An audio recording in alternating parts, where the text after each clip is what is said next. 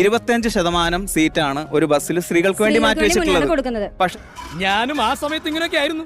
ബഹളം വെച്ച് ഭാര്യയ്ക്ക് സീറ്റൊക്കെ പിടിച്ചു കൊടുക്കും. പക്ഷെ ഇപ്പൊ അങ്ങനെയല്ല. അതന്ന്. ഇപ്പൊ ഞാണ്ടല്ലോ എവിടെങ്കിലും പോയി ഇരിക്കാൻ പറയും. പക്ഷെ സ്ത്രീകൾക്ക് വേണ്ടി മാത്രമല്ല മാറ്റി വെച്ചിട്ടുള്ളത്, സ്ത്രീകൾക്കും വൃദ്ധജനങ്ങൾക്കും വികലാംഗർക്കും. അതല്ല അയാൾ പറയണത് പോയിന്റ് അല്ലേ? ഞാനൊരു ചോദ്യം ചോദിക്കട്ടെ. ഭിന്നശേഷിക്കാരായിട്ടുള്ള ആളുകളെ പോലെ അല്ലെങ്കിൽ വൃദ്ധരായിട്ടുള്ള ആളുകളെ പോലെ കാണേണ്ട ആളുകളാണ് സ്ത്രീകൾ എന്ന് നിങ്ങൾ തോന്നുന്നുണ്ടോ? ഇന്ന് ആരെയാടോ കണി കണ്ടത്? തന്നെയാണല്ലേ? ആയിരിക്കില്ല. രാവിലെ എഴുന്നേറ്റ് ഉടനെ താൻ കണ്ണാടി നോക്കി കാണും. നിങ്ങളൊരു സംഭവം തന്നെ ജോയേട്ടാ. അല്ലെങ്കിൽ നിങ്ങൾ അഡ്മിറ്റ് ചെയ്യൂ, ഞങ്ങൾ അങ്ങനെ സ്പെഷ്യലി ഏബിൾഡ് ആണ്.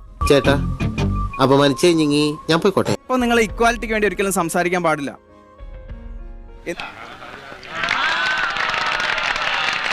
കുറച്ചു കാലായി മനസ്സിൽ അടക്കി വെച്ചിരുന്നൊക്കെ പുറത്തു പറഞ്ഞപ്പോ എന്തൊരു ആശ്വാസം. അടിത്തട്ടിൽ കഷ്ടത അനുഭവിക്കുന്ന ആളുകളെ മുകളിലേക്ക് കൊണ്ടുവരാൻ വേണ്ടിയിട്ടാണ് റിസർവേഷൻ. അത് കലക്കി തുടങ്ങിയിട്ടുള്ളൂ. ഞാൻ വേണ്ടെന്ന് വെച്ചിരുന്നതാ.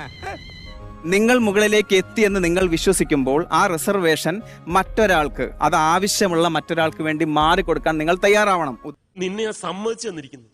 നീ ഇതൊക്കെ എവിടുന്ന് പഠിച്ചു? സ്ത്രീകളുടെ സീറ്റിൽ പുരുഷന്മാരിരിക്കുന്നുണ്ടല്ലോ. പുരുഷന്മാരില്ല, ഒരു പുരുഷൻ. പ്രായമുള്ള ആളാ, സീനിയർ സിറ്റിസൺ. സീനിയർ സിറ്റിസന് വേറെ സീറ്റ് ഉണ്ടല്ലോ. വികലാംഗർക്കുണ്ടല്ലോ, അത് മതിയോ? എന്താ?